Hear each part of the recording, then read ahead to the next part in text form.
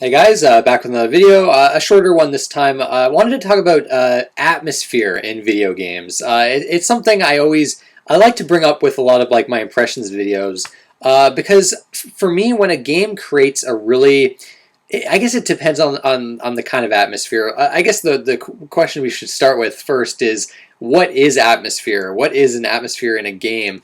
And I guess to me, it could differ. It could differ from person to person, but for me, it's kind of how the visuals, audio design, and even gameplay in some ways kind of combine to create kind of the overall atmosphere in the game.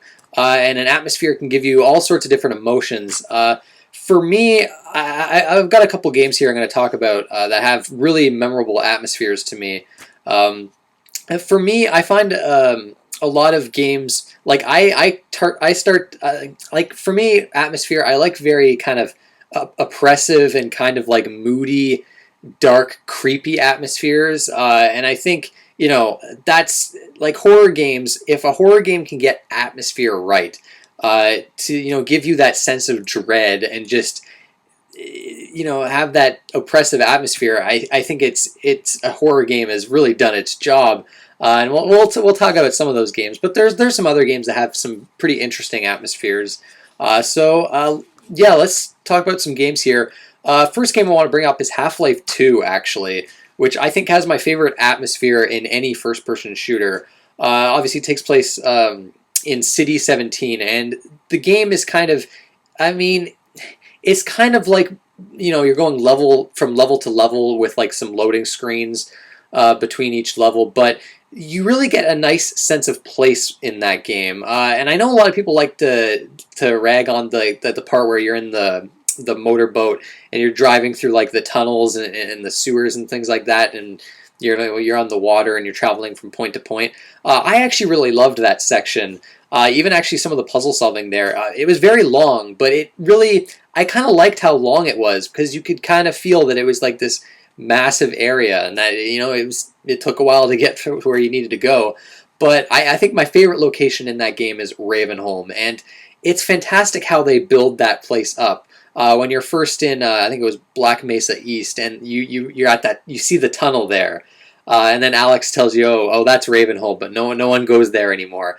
So immediately your mind's kind of racing. You're like, oh, what's Ravenholm? That sounds crazy. What? I wonder what's behind that tunnel, and am I going to get to go there? The whole time I was thinking this the first playthrough, and when you finally get there, it's horrifying. And I would definitely recommend, I assume probably most people have done this if they played Half-Life 2, but playing through Ravenholm using only the gravity gun is one of the most memorable experiences I've had in gaming. I think there's like an achievement to do that, but very difficult, and you had to kind of use the environment to kill all the different enemies there. Very creepy atmosphere there too, just like kind of like the buildings, like the architecture, and of course like the enemies. The head crabs and the zombie type enemies, really kind of creepy enemy designs there. Fantastic, and that was just one location as a part of City 17. I think it was Ravenholm was like a mining town or something like that. But Half-Life 2 overall just had a really nice atmosphere to it. It's very very moody too. That fantastic game that is. Dark Souls, obviously it's my favorite game of all time, and one of the reasons for that is the atmosphere it creates. There's a lot of that game has a lot of tension to it. It's very dark. The game is definitely very kind of dark, sort of high fantasy. It's got its own it puts its own spin on like your typical high fantasy thing. But yeah, I really love the atmosphere in Dark Souls. Certain areas I like better than others. I know a lot of people don't like Blighttown so much, but I love just the atmosphere there. It's just oh man, it's great. Elder Scrolls 3 Morrowind, maybe a surprising choice, and actually one of my big disappointments with Oblivion was like the atmosphere. That game was so generic high fantasy, where Morrowind felt like Alien. It was a very a lot of the game was like swamps, but you had like mountains too. The cities were very interesting in that game. Like all the architecture was like very different. I don't know what inspired like the architecture and just general world design there, but it was really fascinating and different. The Legend of Zelda Majora's Mask is another game with an absolutely amazing, unsettling atmosphere that other Zelda games lack. Obviously, a big reason for the atmosphere in this game, why I like it so much, is of course the moon. That's always a threat. You always see it, and and just knowing that the villagers, talking to the villagers and townsfolk, and there's just a sense of dread that just surrounds that game, as part of like that storyline, and just the music. The music in Majora's Mask is fucking fantastic. Very moody, very dark and somber. It's very different compared to a lot of Zelda games, and it fits that the atmosphere of the game. Yeah, just top notch stuff with Majora's Mask, and then yeah, I think the music is the big part with Majora's Mask, and I think a lot of these games too. Um, but Jet Set Radio Future is an example of a game with kind of a different atmosphere. This one's not a very oppressive atmosphere or anything like that. It's got a very upbeat kind of atmosphere. Because of the soundtrack, like the really upbeat kind of techno rap-ish soundtrack. It's the kind of music I wouldn't listen to outside of the game, but it fits the tone of that game so well. And the kind of cel-shaded visuals you have in that game, and the big open environments that you're free to explore. Whereas Jet Grind Radio, that was a very arcadey type experience. Jet Set Radio Future, they went more open world, and I loved that, and I thought it created a different kind of atmosphere. And yeah, Jet Set Radio Future was really something else in terms of atmosphere. Very, very different there. Super Metroid is a classic example of atmosphere done extremely well in gaming. And this was back on the Super Nintendo with 2D visuals.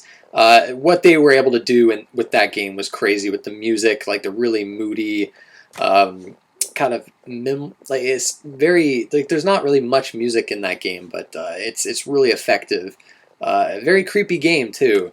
Yeah, I guess that's about all the games I've got down, except for one game that I think has the best atmosphere in any video game, and that is Silent Hill 2. And basically all the Team Silent games are absolutely incredible with regards to atmosphere. And Silent Hill 2, there's multiple reasons. For one, technical limitations on the PS2 and the PS1. Probably more. That's probably a bigger thing with Silent Hill 1. But the fog kind of making the draw distance, kind of covering up the draw distance issues and things like that. But yeah, I don't know, what they pulled off of the Silent Hill games is just crazy to me, because it's like Silent Hill 2, I've probably beaten the game probably around 10 times, and every time I play it, it's so unsettling to me, and just oppressive and dark, and just the whole atmosphere is very disturbing too.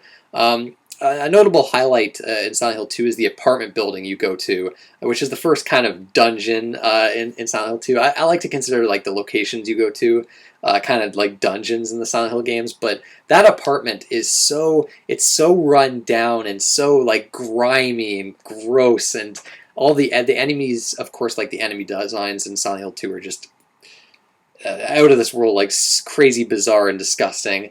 And they're all over the place in that apartment, and just all the different things you have to do in the apartment, and just I don't know. Every time I go through that apartment complex when I play Silent Hill 2, I'm so unnerved. I'm just it's almost unbearable, man. But in a good way, in the best way possible. Like Silent Hill 2 to me, that's horror game perfection, man. Like that game perfected like the horror game.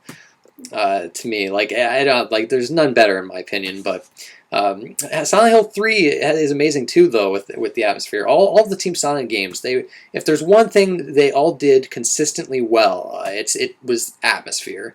But yeah, that's it, guys. What games do you feel have like the best atmosphere, and do you prefer kind of like dark, moody atmospheres, or maybe like kind of more different atmospheres? I don't know. it can be hard to talk about and hard to describe because I think it's different to a lot of people. But yeah, that's it, guys. I want to thank you for watching, and I'll see you next time.